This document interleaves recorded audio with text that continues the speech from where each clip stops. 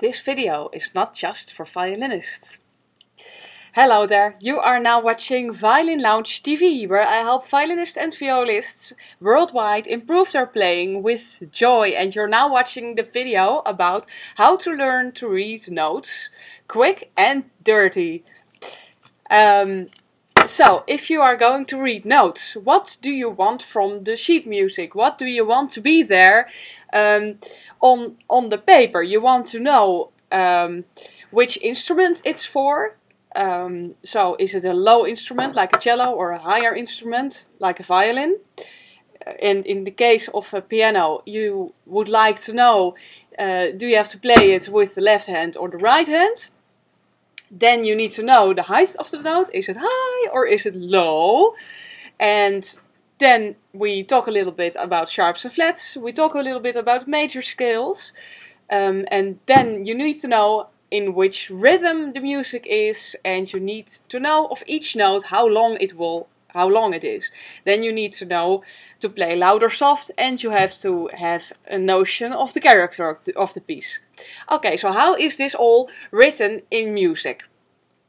And of course there are a lot of aspects that are not written in music. That's why if you look at some performances of the same piece, there are differences you will notice. So maybe look up a piece you like and look for different performances from different musicians, and you will see what is different and what's the same. So then you know what's in the sheet music and what's not. Okay, we need to know for which instrument it is and how high the notes are. Therefore, we have you've probably seen it once, the 5 lines in which the notes are written. Okay, this is the violin key, and it says where the G, it's a G key, where the G should be.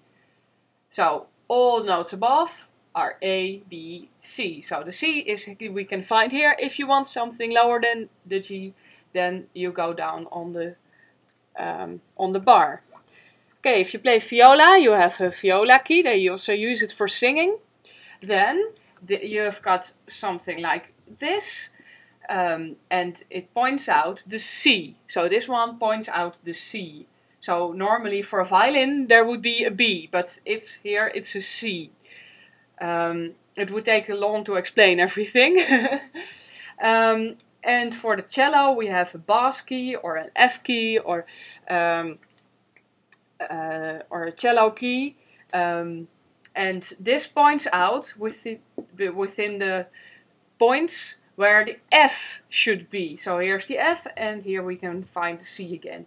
If you're playing piano, then this is your right hand usually, and this is your left hand. Okay, that's how we read the different kinds of instruments. So if I put just 5 lines here and I would ask you what note is this, then you say I can't tell because I don't know the key.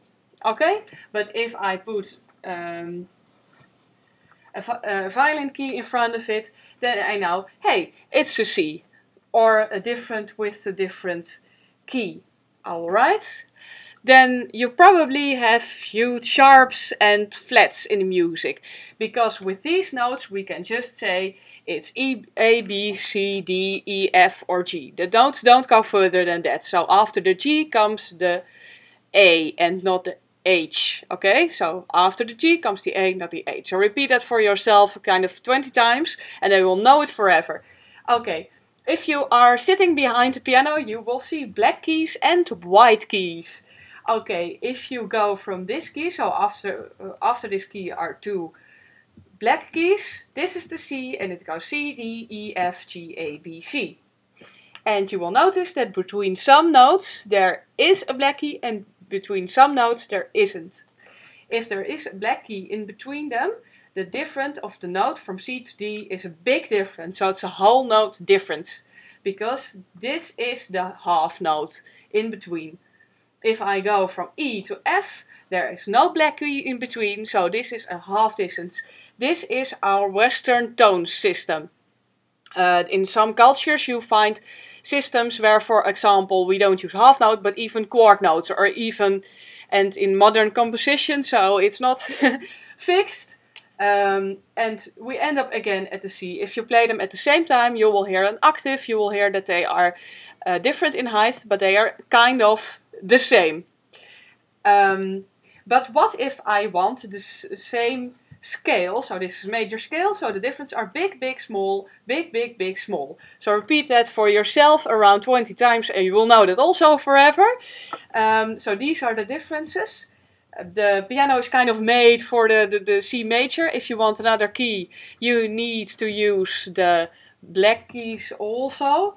Okay, then if we go a quint higher to the scale of G, we start here on the G on the piano. We've already seen it here, so it starts here in between these two, and then we've got big, big, small, big, big, small, big, you would say. Okay, but we want to have the same major scale. We want big, big, small, big, big, big, small, and not big, big, small, big, big, small, small. Okay, so what do we need to do? We don't need to use this F here, but we need to use the F sharp. Okay, and so we put a sharp, that is this, like you have on your phone, and we put that on the place of the F. Yeah, so we've got an F here, but we also have got an F here. F, G, A, B, C, D, E, F. So that's an F again. And now it's an F sharp, because we have a sharp in front of it. Okay? We also have flats. So if we go down and we say, I want a major scale of F. Okay, then we want big, big, small, big, big, big, small again. But when we look at that at the piano, it's big, big, big, small, big, big, small. And we don't want a big here, we want here a small difference. So what do? We don't take the B, we take the B flat, the black key. So we write it down like this. This is a flat, and we put it on the B. Okay? So that is why you know how high the tone must be. Then we need to know a little bit more. We need to know rhythms. Okay? So we have a whole note. Let's say it's BAM, but we want to divide it into two. So I will erase this for a second. So, like this. And in Dutch, the notes, the word for notes is the same as the word for nuts.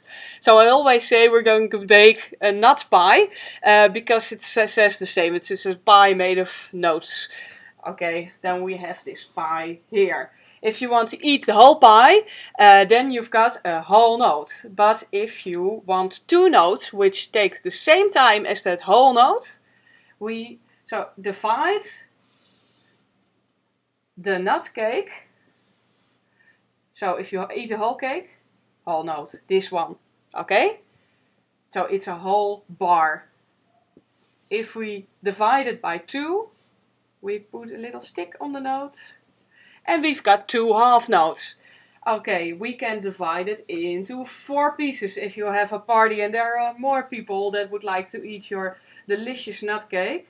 Then we color the notes. The color doesn't matter, it just matters that it's not round, but that it's colored in. So these are quarter notes. If you have an even larger party and you want to divide the nut cake into 8 pieces, then we use 8 notes, and they have a little flag, and if they are together, then they are together. Or like this. And they can go even faster if you just want all to have a little crumble of the cake. Then you write it the same, only it has 2 flags, and you write it down like that. Okay, so this is the whole story about how you divide one bar into pieces with different notes. Of course, one bar you can also divide the cake a little bit like this, whatever you like. You can combine them, of course. Not every bars, that every rhythm is constantly the same. But sometimes there is a silence in music. So you want to be able to put that silence down too. So if you have a whole note silence between the lines of the whole sheet music, but I didn't have the place for that. If it's under a line, it's a whole note pause. You don't do anything but keep counting, because otherwise you will be too late in playing the next part. If you have a rest during a half note, it's on the line.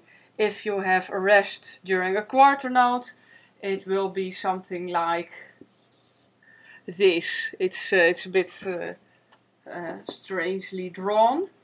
Okay, and if you want an eighth note rest, it's here, but it's not visible maybe, then you have something like that. That's an eighth note silence. Now, sometimes in rhythm you see points after notes. For example, if I have 4 quarter notes in one bar, so the bars are this kind of things in music. So if you have the music like this, then the bars divide them into bars, and the duration of the bars can be different, because you can have 5 8 notes duration, or 2 half notes, or whatever you want it to be, the rhythm of the beat of the music. So for example, if it's 4/4, that's the one you will see most of the times, let's say, and then we make a nice bar of it. It can be 4 quarter notes. This is possible, but you can also do 2 half notes or 1 whole note, because 4/4 is a whole note. So this is a whole note. What I can also do, if I draw the same thing again, like this, then how long is this? This is 3 counts. So I don't have the bar full yet, but if I do this, I have the bar full, because if you put a point after a note, it becomes 1.5 times as long. So if a half note is 2 quarter notes and the bar is 4/4, then if I put this behind it, then it becomes 3 counts, so 3 quarters. So instead of 2 quarters, point behind it, times 1.5, so 3. 1, 2, 3, 4. End of the bar. Okay, so that do we know about rhythms. But the length of 1 whole note, of 1 quarter note, isn't fixed. We just know that the half note is definitely twice as long as a quarter note, and that a whole note is definitely 4 times a quarter note. But we need speed, and therefore you see Italian mostly terms like largo, which means slow, like allegro, which is a little fast. So just Google it and see all these kind of terms coming by, which are mostly above the music and that indicate, or sometimes in between, that indicate what also the character must be, but also the speed of the beat actually. So you could say that in that way. Okay, and now we know how to put in sheet music the length of the note, the rhythm, and the height of the note. But we are not there yet, almost. You want to know if you have to play it loud or soft. Okay, then we have also Italian terms. One is forte, one is piano. And we shorten this, we put this if we have a little music, for example. And we put a P below it, it has to be piano, and that means it has to be soft. If we put instead of the P an F below it, it must be forte. So it must be loud, okay? And if we put F below it, it must be very loud. And this is very, very, very loud. So fortissimo. And if we want it really soft, then we just put down 3 P's. Okay, if we don't want it to sound really soft or really loud, we want something in between, then you can put this, then it's just a little bit soft. Or this is just a little bit loud. Okay?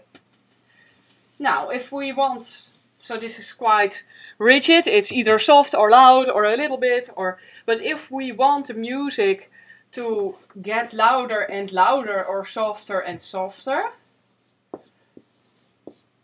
little bit of music, kind of. If we want it, for example, to grow from P to F, you can do it this way, but then it's soft, soft, soft, loud. But if we want to do that slowly, then we do this. So it gets slowly from here to there. And if we want it the other way around, we can do this. Okay, this is by far not anything you need to know about me learning notes or music theory, by far. But I hope it has definitely helped you to get a little bit of understanding and a little bit of start with it. So I would like to thank you for watching Violin Lounge TV. If you have questions for me on violin or viola playing or music making in general, post a comment below or send me an email to info@violinlounge.com. If you like this video and it's useful to you, then like it. If you'd like to see more of these videos, subscribe to my channel. And if you'd like more people to enjoy this video and the whole world to be able to read notes, then share it with your friends at least. Thank you for sharing the joy of making music. Bye bye!